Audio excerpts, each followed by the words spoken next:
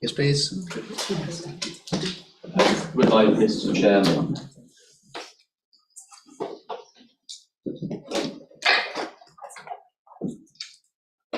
So the live stream has been started. Welcome to this meeting of the Cabinet. In addition to the Cabinet members and other councillors present in the room, we also have some councillors joining our meeting remotely, and I will now check that they can hear and see me. We have Cabinet members, Councillor Harvey. Yes. Yes, I could see and hear you, leader. But sure, we can hear you very well. Oh, well, I'll give it my best. Okay, Cabinet support members, I don't know whether we have Councillor Jimman. Councillor Wilding. Oh, sorry. Yeah, Councillor Jimman. He might just need a minute, he has just literally just joined. Councillor Bartlett. And Councillor Simons. No, okay. So group leaders or their representatives and scrutiny chairs. First of all, Councillor Terry James. Not present at the moment. Councillor Lester. Yes, just joining now. Councillor Lester, can you see and hear? He's just connected to audio. Us? And he says connected to audio. Should be okay. Do I need to wait until he's confirmed he can hear us? I think he probably didn't hear you asking him. Councillor Lester, can you hear and see me? Us? There we go. Yes, sorry about that. I had a glitch with the matrix, but just to let you know, I can hear you and see you, and that Councillor James will be late, and Councillor Matthews gives his apologies because he's got a blackout, unfortunately, so he cannot attend. Okay. So Councillor Fagan. Councillor Fagan is hoping to join, so sends apologies, but we'll try to join later. Thanks, Ellie.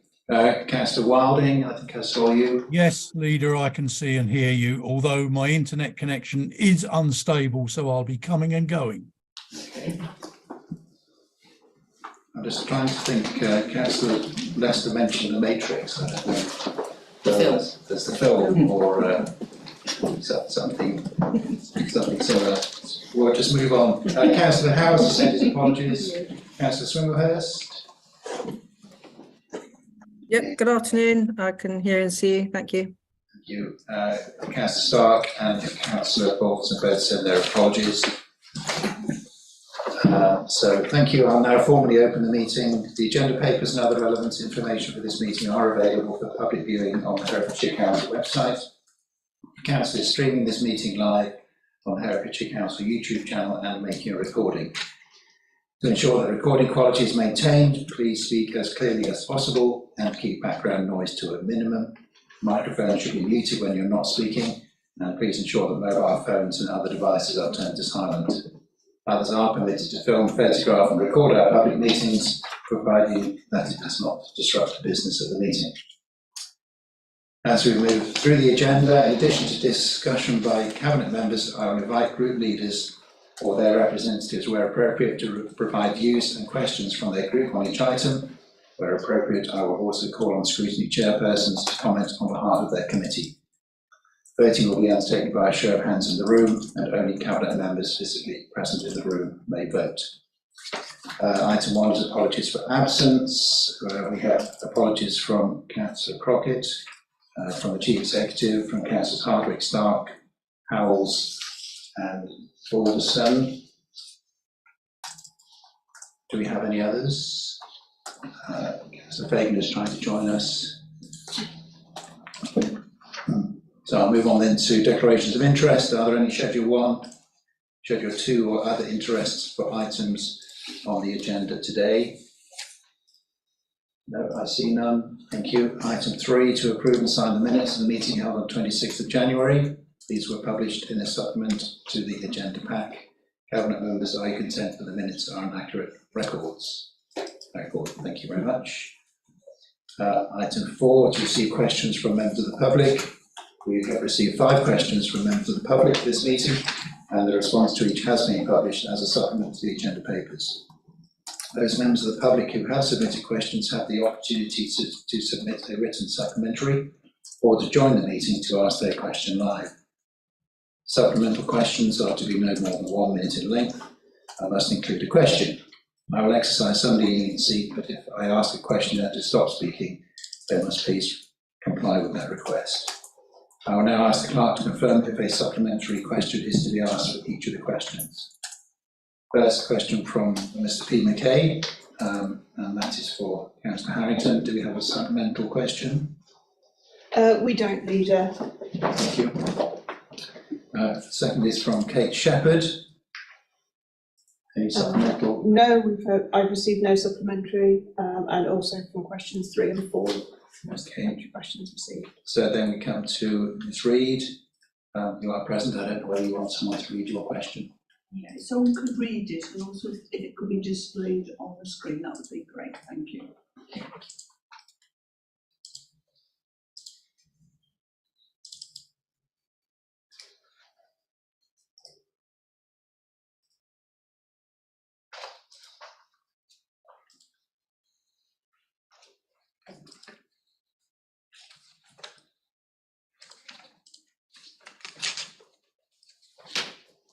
Sarah, do you want to read that as well? I will do. There we go. The supplementary question is, please explain why recommendation 2 regarding family group conferences will not be implemented by April 2023 as agreed by Cabinet, and the website was not updated by the 31st of January 2023 as per the Improvement Plan 6.3 Recommendation 3. I do not consider the recommendations have been enacted at pace. Family group conferences could be implemented by April 2023 if, for example, the family rights group were expeditiously commissioned. Per FOI 2022-01890 at 12th of January 2023, the average weekly costs for each child in care were fostering £315, being £16,380 per annum, fostering agencies £890, being £46,280 per annum, children's homes £5,066, being £263,432 per annum. Many families could be helped with £46,280. At pace, implementing family group conferences and reunification, investing more in family support and advocacy, unmentioned in response, would reduce the high rate and cost of children in care and variance of 7.1 million.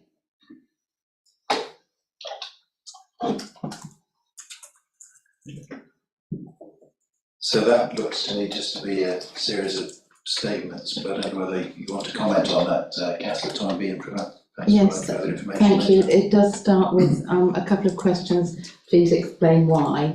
So yes, I'm very happy to explain why, and I'll send a written response. Thank you. Thank you. So moving on then to questions from councillors. We have one from Councillor Probert. I don't know whether we have a supplemental. I've not received anything, Leader. And one from Councillor Shaw. Councillor Shaw does have a supplementary question which he's sent and asked that it could be read on his behalf.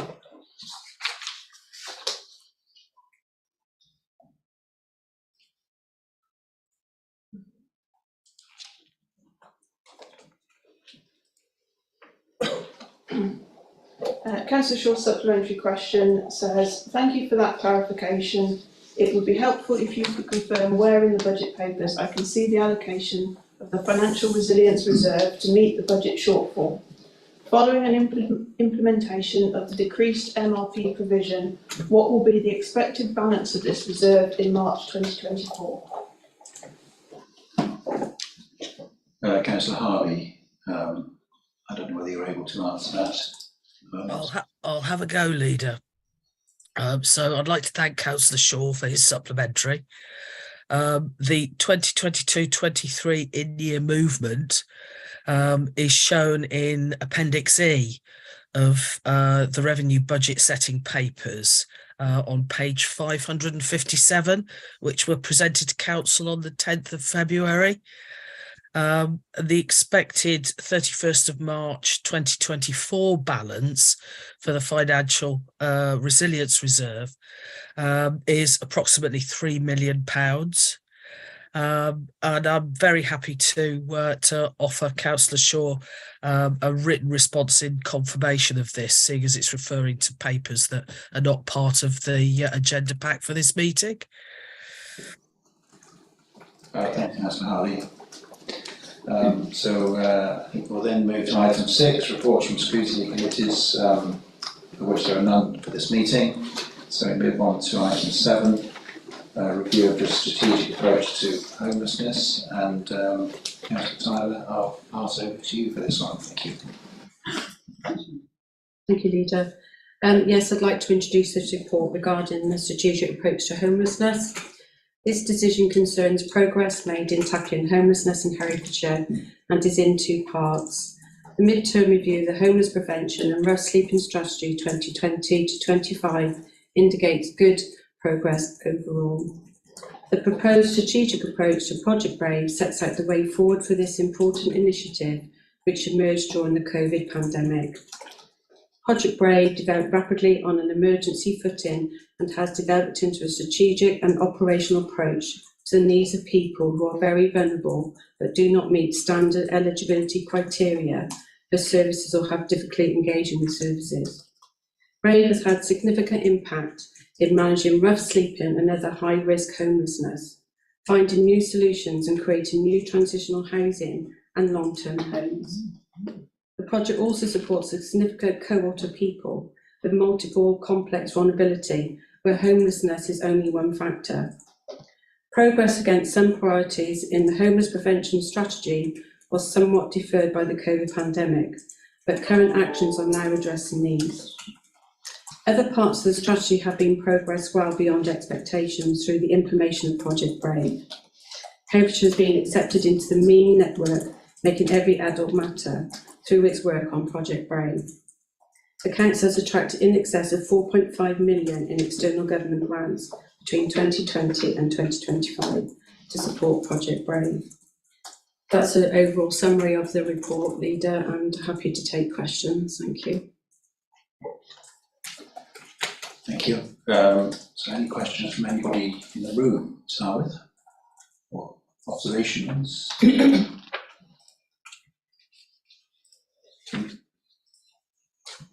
I think one of the things I particularly like about this report is our use of expert experience forum, comprising experts by experience. I think that's something we in the council are learning to listen to these kinds of people. We're trying to do the same with Children's Directorate, and I think with the business, we're trying to reach out to business. So I think all these things, it's really important for our communication. I don't know whether Councillor Tali wanted to comment on that at all. No, thank you, Leader.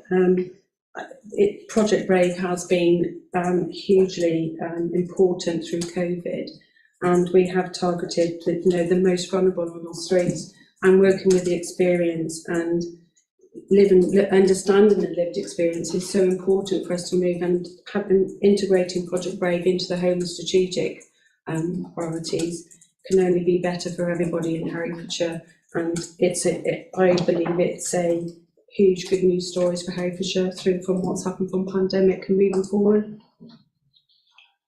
And I did notice in the accompanying report a number of case studies. I thought they were very, very positive and good. And I suppose that's the sorts of people who we will get involved in future studies. There were some questions raised in the consultation about mental health needs being widespread and often go undiagnosed. I think I was a little concerned that people felt those were not being diagnosed. It seems to be an increasingly important area.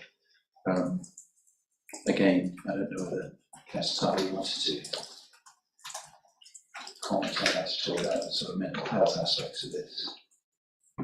Yes, thank you, Leader. I think mental health is a huge remit of Project Brave. We have a very vulnerable cohort of people here that can be they have mental health issues, they have a ream of other issues around them. So understanding mental health with this cohort is truly, truly important. And one with myself also experiencing mental health, it's really important to be listened to and get that right support. And I think Project Brave is one of these that can do that and integrate well with other people in the community, our voluntary sectors as well, who can support, and they can lean on that support as well. Great, thank you very much. And any other comments, questions, observations? No, well, I'll move on then, I think, to group leaders. I don't know whether Councillor James, whether he's been able to join us. I assume not. So Councillor Lester. Thank you. Yes.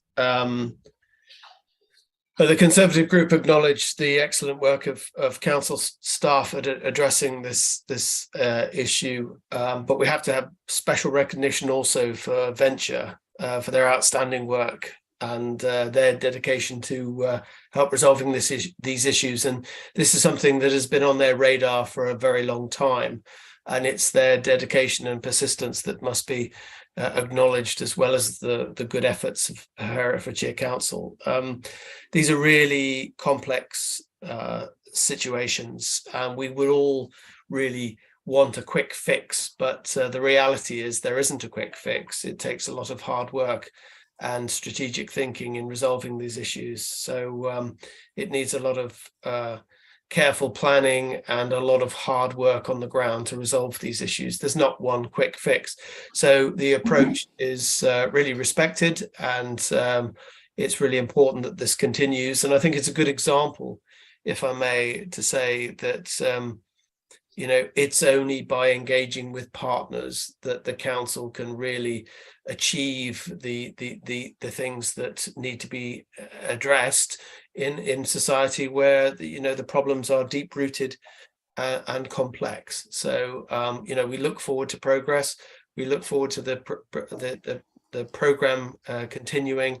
It's not a quick fix, but we welcome what's been done, and all power to the elbow of those on the front line. Thank you. Thank you very much. Councillor Fagan, I don't know whether you've been able to join us. No. Okay, so Councillor Wilding. I'll keep my camera off because the line's unstable. But yes, we also acknowledge the hard work involved by everyone getting this far, and hope it can continue. Thanks. Okay, thank you very much. Well, I think I'll move on then to the recommendation and vote. So the recommendations are set out in the report. There are 3 of those. I'll take those as read. And I wonder whether I could just have a show of hands as those all those in favour. Thank you very much. Move on then to item 8, which is the Aston School expansion.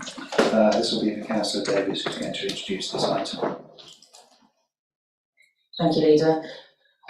I'm delighted to present to you this report, and I would like to thank the officers for the work completed so far. Additional capacity is now required to meet the growing numbers in the north of the city. We're unable to build capacity at Whitecross for reasons outlined in the paper relating to the PFI.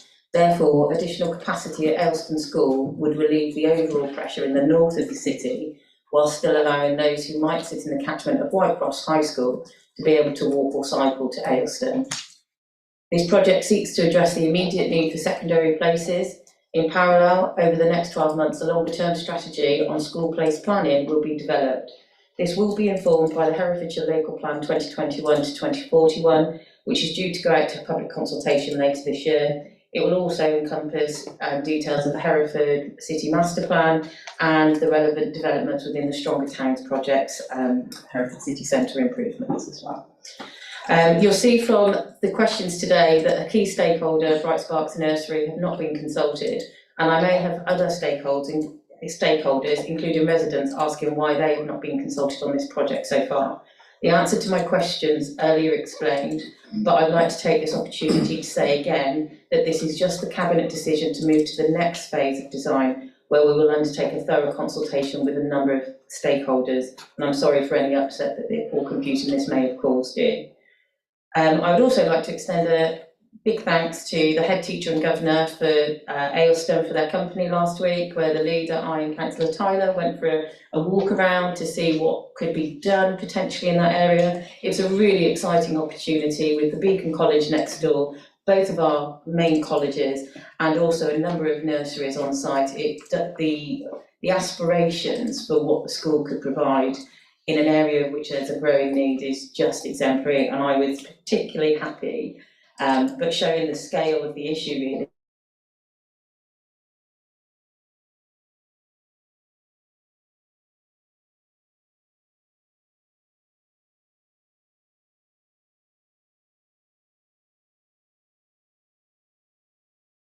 They will use them.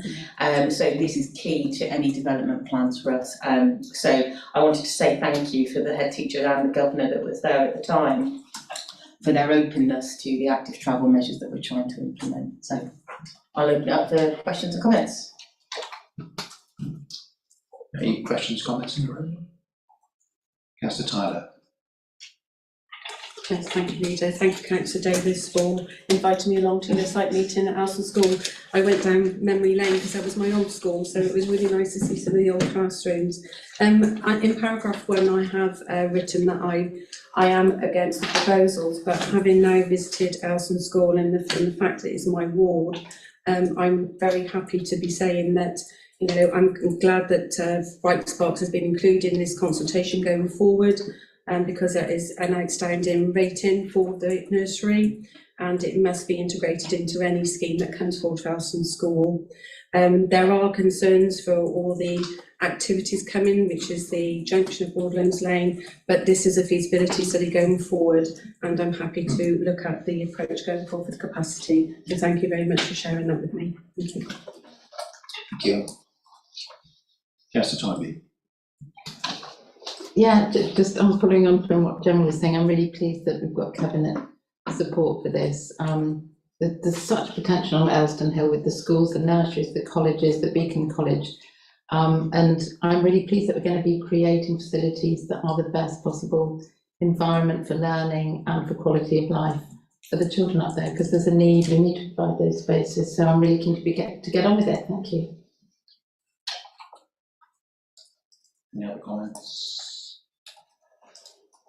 I think this report highlighted to me the possible shortage of facilities in the county and Hereford and its close proximity for student places.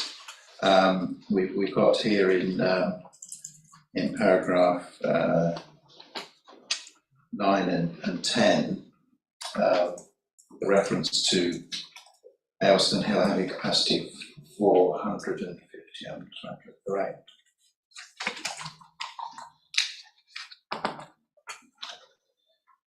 Yes, actually, it's in paragraph 5 where it talks about Whitecross having a capacity of 945, but I think 1,189 learners close by, and Aylestone it's 695 learners and only a capacity of 450.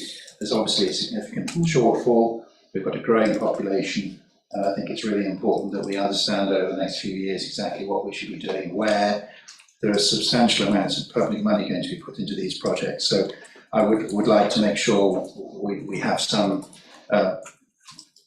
strategy for how we're going to deal with it, what additional money we might be approaching central government for. And whilst the report does refer in clause 8 to over the next 12 months putting in place a longer term strategy, I would like that to be specifically put in the recommendations. So I will be suggesting that we add an extra recommendation, which will be that the Service Director Education, Skills and Learning present to Cabinet a draft strategic plan for the delivery of school places across the county for the period 2024 to 2034 for approval by Cabinet within the next 12 months. So that would be the wording, but my hope would be that we might have something coming to inform the Cabinet in about 6 months' time, which we can then work on over a period of months. We've got schools which desperately want to expand, limited funds, lots of people, and it's so important for the children of our county that we are educating them. We seem to be well provided in primary schools in particular, and I think we can be doing more at the secondary level. We've then got an excellent sixth form college. It's just that little bit where I think we could be doing more and working out how we're going to spend the money. So with that, I'll then go to group leaders. Councillor James, have you joined us? No, I don't think so. So Councillor Lester. Me again, thank you. Yes, we welcome these developments. It would be really important for Ayleston and for Hereford, but it's also important for the strategic education of Herefordshire. The advantages of having up-to-date and expanded facilities for such a key educational institution, benefits not just the locality but the whole county. So we welcome this type of initiative. I think not criticising Councillor Davis, but even before you get to this stage, it's always worth consulting people it's going to affect. And you've made that point, and I accept that. But I think moving forward, it's absolutely critical to take everybody with you, and I know that there are key players at Ayleston that will be affected by this move, and so to keep them abreast of events, I think is the best way forward. And so I welcome the commitment to keep everybody who's affected involved in all of this. But this educational progression will benefit all of Herefordshire, not just the locality, and so we welcome the investment. And there are always challenges in upsizing, but we hope that the council's focused enough to bring this about, because it will benefit educational provision for the whole county. Thank you. Thank you. Councillor Fagan? It's not. Councillor Wilding? Thanks, Leader. Yeah, so once again, we welcome all this, and education is the most important thing that we can pass on to the future generations. So yeah, that's great. Thank you. Okay, thank you very much. So we've got the recommendations in the paper with the one amendment I have suggested. And can I have a show of hands, all those in favour, please? Thank you very much. So moving on then to item 9, which is the local authority school building maintenance works for 2023-26. And this again is Councillor Davis. Thank you. Thank you, Leader. I'm happy, well, I say happy, I'll get a little bit grumpy in a little bit. So I'm happy to introduce this paper before Cabinet today. I would like to thank officers for their continued work with the spinning plates that is government funding for local authorities. This report outlines much, this report, due to, I'll start again, shall I? From within, where are we? I know if I managed to get so confused. So, this report outlines the funding arrangements that we are doing for our school maintenance grants, including the accessibility works. They're due to insufficient budget available from the DfE for addressing condition items in schools. Not all priority 1 items from the 2019 condition reports were able to be addressed. In addition to this, this is the number and cost of urgent unforeseen works has been increasing annually. Just to give this some context, from within the papers you'll see that there is not the budget available from government funding to cover all of the works required for our schools. I'd like to draw your attention to paragraph 11 of the main report, which states there is a backlog of urgent and essential maintenance works at local authority maintained and voluntary controlled schools. There is also insufficient budget to address all the maintenance and condition issues in schools, as indicated by the last set of condition surveys produced in 2019. An estimated £15 million is required over the 5-year period covered by the surveys, compared with the school condition allocation receipts of approximately 1.195 million per year. Work that out. There's a significant shortfall.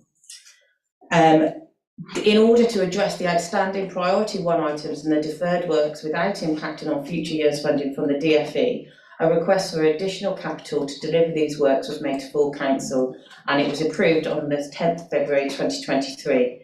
These works will therefore be carried out in 2023 to 24. And if you look if you actually look within the papers and certainly within the budget papers, you will have seen a significant amount of the funding is going to be spent in the first year. So if there are real issues over those remaining 3 years, again, we're going to have to look for extra funding. I'm personally disgusted that due to the significant funding gaps from government, we are once again faced with no alternative but to only do the essential works and not support our schools, for example, to reach net zero carbon. Just as one example, once again, this local authority will have to step into a gap that government is failing to do. I hope there are MPs are taking notice. Thank you, Councillor Davis. Any questions, points? Councillor Twenty. Yeah, just, yes, I endorse what's just been said. I'm really pleased that we're doing this work, obviously. I mean, of all the areas where a backlog is unhelpful, it's something like maintenance and upkeep, where things are just getting worse and worse all the time. So that is, you know, really unwise short-term thinking. And we don't want to be doing that. So, you know, this will enable us, it's very good to have that capital expenditure approved at full council, and this will enable us to get on with doing what we can, and it would be nice if we're doing even more. And it's also good, you know, I welcome it in that it's part of our policy and our values, making schools adaptable and encouraging mainstream schools to be as inclusive as possible. Thanks. If I could just come back on Councillor Toynbee's point, you're absolutely right. So when we came into administration, one of the main targets for all maintenance of all of our assets was let us please not be reactive in the work that we're doing. But with the budgets that we've got, we can't even cover some of the essential works that we're looking at. And what we're talking about our schools here, where people are being educated, and the environment, the actual environment that child is in affects their education. And we're faced again, much is made in the recent budget talks about, well, we should just cut our cloth accordingly and we should just get on with it and what the government are giving us. This is no different from the roads conversation that we're having, that we're actually managing. We're managing buildings in a state of decline because we just don't have the budgets, and then we're going to have to borrow and then have to do revenue payments to pay back the capital. And if anybody comes on here and tries to justify that from their own political parties, I will really struggle, because it's just disgusting. Yeah, I agree. I think with that, I might turn to group leaders. Councillor Lester. Without introduction. Yeah, thank you, Chair. I'm poised to give a response. I grappled with this issue myself in the past when I was Cabinet Member for Children's Services, and one of the things that I was really keen to ensure is that whatever the backlog, we've absolutely got the priority right about where we spend our resources. So the challenge, I would say to Councillor Davis, and I not for 1 second assume that she's wrong in her priorities, but the challenge I would have is, are you absolutely sure that the priorities you've identified are the correct ones?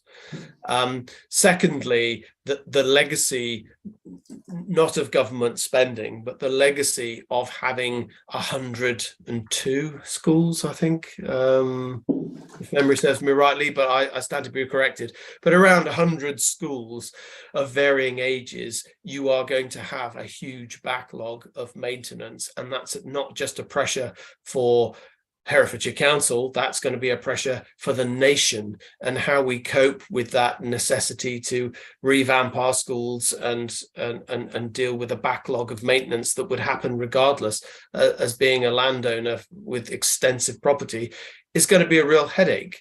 And the answer is, there's not a bottomless pit of money, and there's the challenge. And I don't profess as a group leader of the Conservatives to know the absolute answer to that question, but it's a question of making sure we spend the money where it's definitely needed and getting that priority right. And the question I would have to Councillor Davis in her position is, given the constraints, given the fact that there's a limited resource, are the priorities right, and what other sources of funding do you think would be available to address those other matters that aren't on the high priority list, but are, in terms of providing a good educational environment, equally pressing? Thank you. Councillor Davis, I don't know whether you want to Yeah. comment on that. I'm not, I have to struggle because I'm also an NHS worker, so questions are coming into my mind about where could we find the money from. PPE contracts that we haven't claimed the money back from, just as a typical example. But £15 million is what we've said is that essential backlog maintenance. 1.25 million pounds per year is what we get in allocation. I'm not a genius when it comes to maths. And I'm not going to ask Andrew to do that sum for me, section 141. I think he's got more important sums to think about. That is a significant shortfall. When you ask about the priorities within the papers, and certainly within the budget papers, it talked specifically about the essential works that we are talking about are the statutory ones. So we are talking, if we don't do these things, health and safety executive, we're talking about electrics, we're talking about absolute essential criteria. The truth is that when you're prioritising those, it means the other ones that are in the background then come the next year, that they are now the issue. So you are literally just putting a sticky plaster over our buildings, and what was actually required is the same as with our roads, a huge investment in them to get rid of the backlog. But we can't afford to pay back the money that we would have to borrow through prudential borrowing on a capital receipt that we then have to pay back our revenue. So it's not, we're stuck in a catch-22, and actually what we need is fairer funding for schools maintenance, let alone all the other things that we need fairer funding for.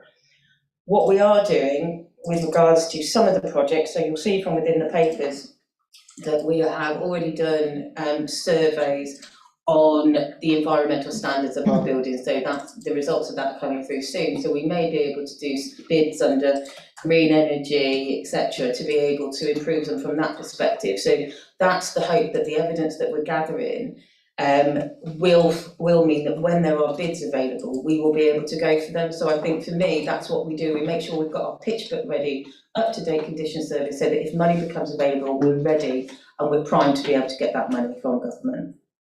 Thank you, that's a helpful answer. Thank you. Okay, so Councillor Wilding. Thank you, Leader. So I don't know, it's really difficult situation, obviously, and we're saddened to see that we're in this position of having to manage this decline in the infrastructure and not getting the money that's really needed. We have Councillor Davies has our full support, and I hope she can, find ways to find extra money to do this work. But it does look very difficult. Thanks. Thank you very much. So I'll put this recommendation to the vote. The recommendations are all set out in the paper, so I won't read those. All those in favour, show of hands.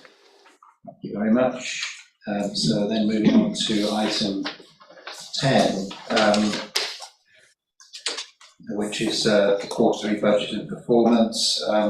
Councillor Harvey, you are struggling with your voice, so I guess you will concentrate what volume you have left for questions rather than perhaps your introduction. If I may, Leader, I'd like to save my voice for questions. But the report is provided in the agenda pack papers. It is showing a forecast increase in overspend, primarily in children's services area, and there are also some additional costs that are being held corporately to do with investment in transformation work, and also providing additional support to Children's Directorate and to other areas where we're undertaking some investments. So that's detailed in Appendix A in terms of the where the over and underspends are sitting, I'd like to take the opportunity to thank colleagues on the council and our officers and staff for the work that they've done in year on the looking to reduce the overspends in overall, and to undertake savings that weren't in the budget in order to help to manage the overall cost picture. And with that, I'll leave it there and offer time to colleagues for anything that they particularly want to highlight from their portfolios. Right, so no other cabinet members particular comments they want to make? Any in the room? Okay. Anybody? Guys, a chance. I mean, there are things that I could say, but I don't know whether people are wanting to kind of, move to the thing. But I suppose just to note that, under the economy side of things, we have successfully brought to completion the big economic plan, which Cabinet considered a few weeks ago, and I gave a great long speech there about how marvellous it was, so I won't repeat myself here.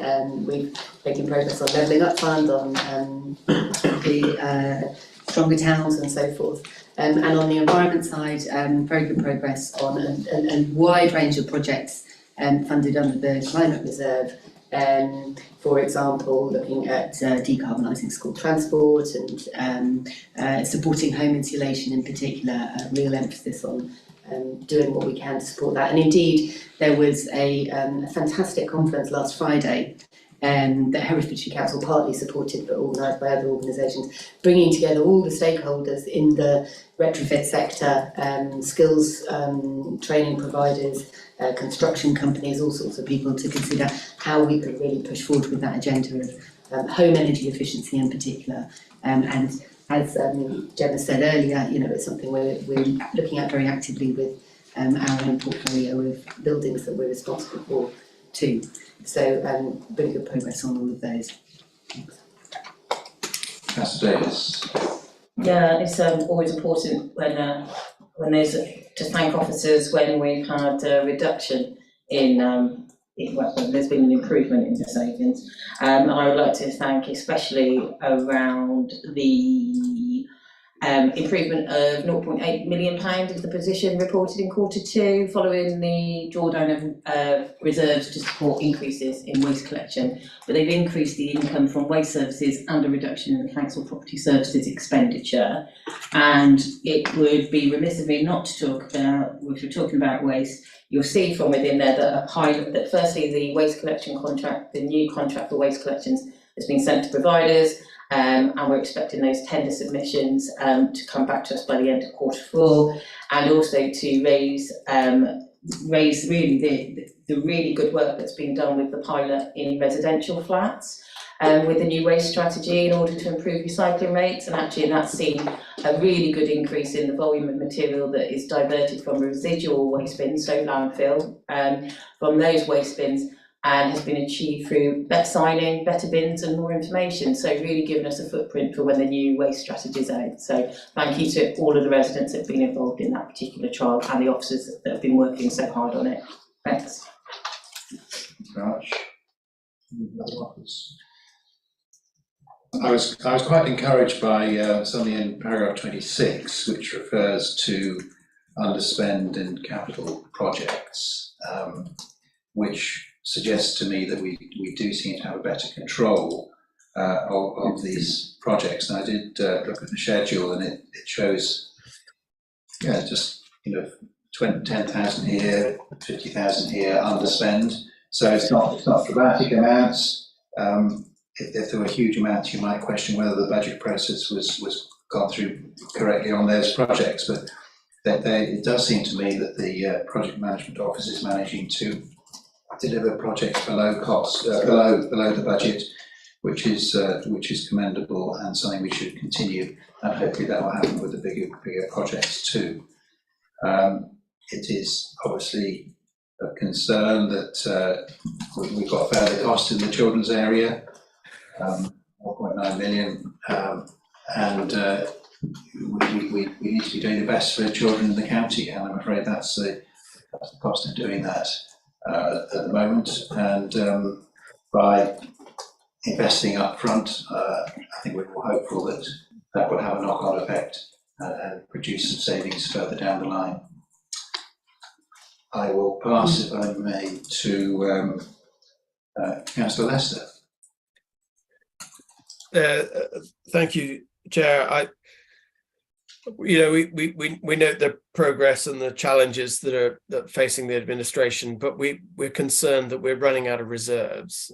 And sorry, just to recap on the answer to Nigel Shaw's question, Councillor Shaw's question, it was about, if I heard correctly, it was by 2024, the resilience reserve would be down to £3 million. Did I hear that correctly? Because I would say that's extremely low. And I think it's, whilst I note the other points that have been raised by cabinet members, the concern we have is, what's the plan to ensure that the costs to children's services, including placement costs, don't run away with the budget when you're in the midst of doing an improvement plan also.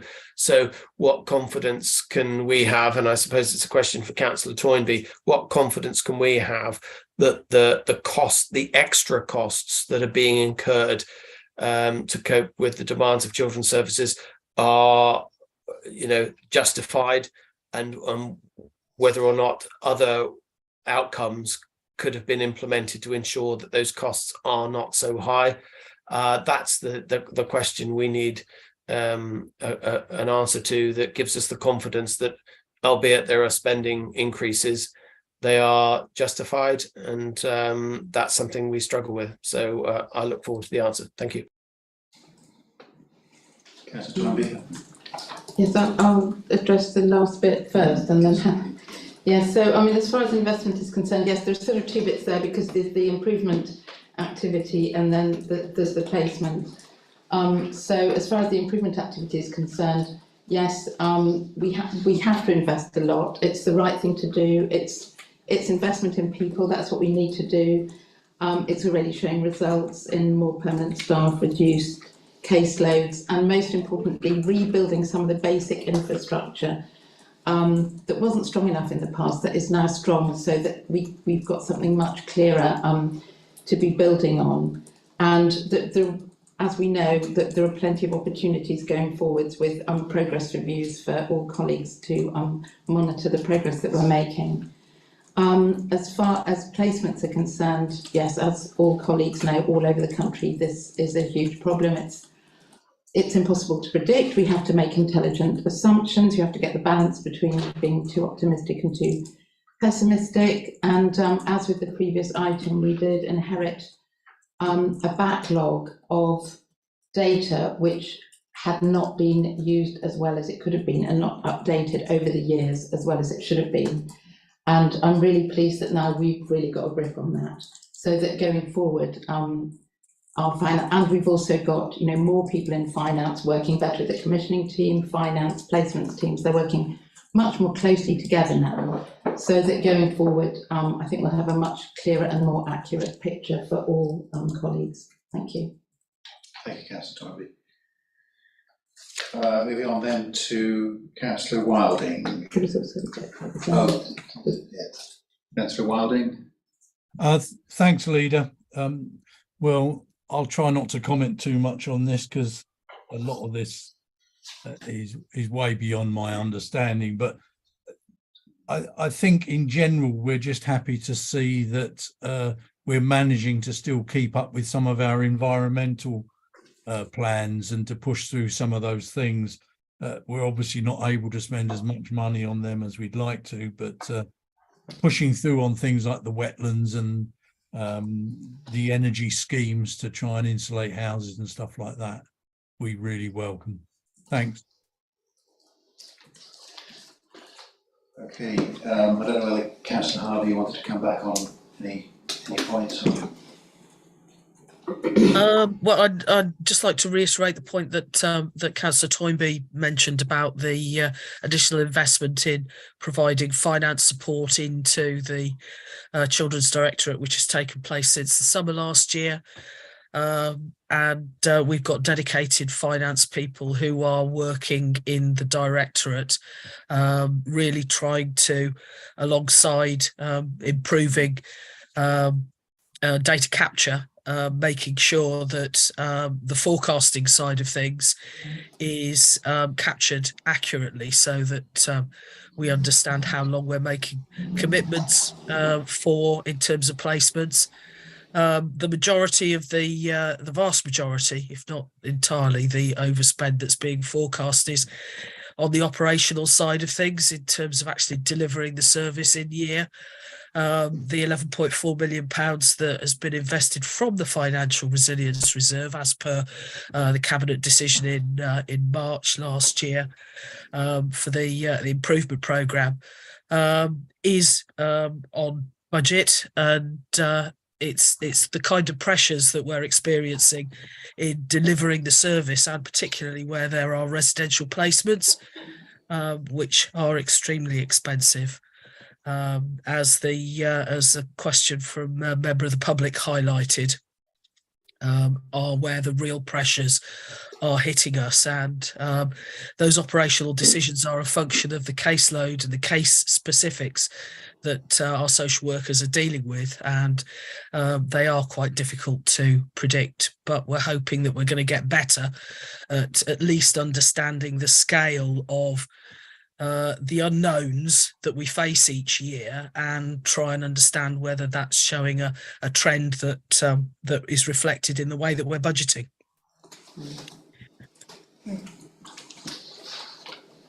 Thank you, Councillor Harvey. So I will put this recommendation to the vote. Again, the wording is in the papers, so Cabinet members, have a show of hands. All those in favour? Thank you very much. Councillor Jones has just entered the room. Yes. Okay, so I'll now close the meeting. Thank you to everyone for attending. Next meeting is scheduled for Thursday, the 2nd of March 2023. And I will now formally close the meeting. All members of the public are requested to leave the building promptly. Please ensure that you've taken all your personal possessions with you and return your visitor pass as you leave. Please can I have confirmation that the live stream has stopped?